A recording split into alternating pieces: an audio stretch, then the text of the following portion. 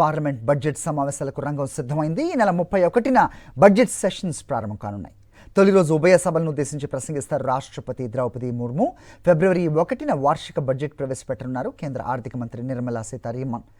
ఈ నేపథ్యంలో ఇవాళ కేంద్ర మంత్రివర్గం సమావేశం కానుంది. ప్రధాని మోదీ అధ్యక్షతన జరిగే ఈ భేటీలో పార్లమెంట్లో ప్రవేశపెట్టే బిల్లులు సహా పలు అంశాలపై చర్చించనున్నట్లుగా సమాచారం. ఉదయం 11 గంటలకు ఈ సమావేశం జరగనుంది.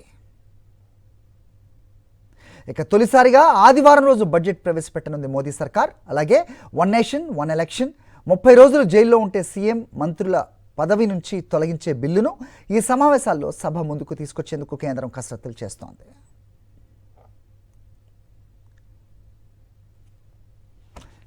డౌన్ సౌత్ కరూర్ తొక్కిసలాట కేసులో తమిళ నటుడు టీవీకే పార్టీ అధినేత విజయ్కు సిబిఐ నోటీసులు జారీ చేసింది.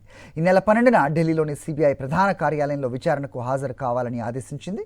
గత ఏడాది సెప్టెంబర్ 27న తమిళనాడులోని కరూర్లో విజయ్ నిర్వహించిన ర్యాలీలో తొక్కిసలాట జరిగి 41 మంది చనిపోయారు.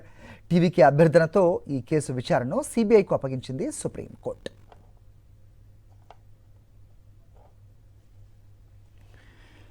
ఢిల్లీ వాయు కాలుష్యంపై ఆందోళన వ్యక్తం చేసింది సుప్రీంకోర్టు. ముందుగా కాలుష్యానికి కారణాలు గుర్తించి ఆ తర్వాత నియంత్రణకు చర్యలు తీసుకోవాలని సూచించింది. వాయు సమస్యకు మూలాలు కారణాలు కనుక్కోకుండా ఎలాంటి చర్యలు తీసుకున్నా లాభం లేదని అభిప్రాయపడింది. 2 వారాల్లోగా వివిధ రంగ నిపుణులను గుర్తించి వారితో చర్చించి ఢిల్లీ వాయు కాలుష్యానికి గల కారణాలు తెలుసుకోవాలని ఆదేశించింది న్యాయస్థానం.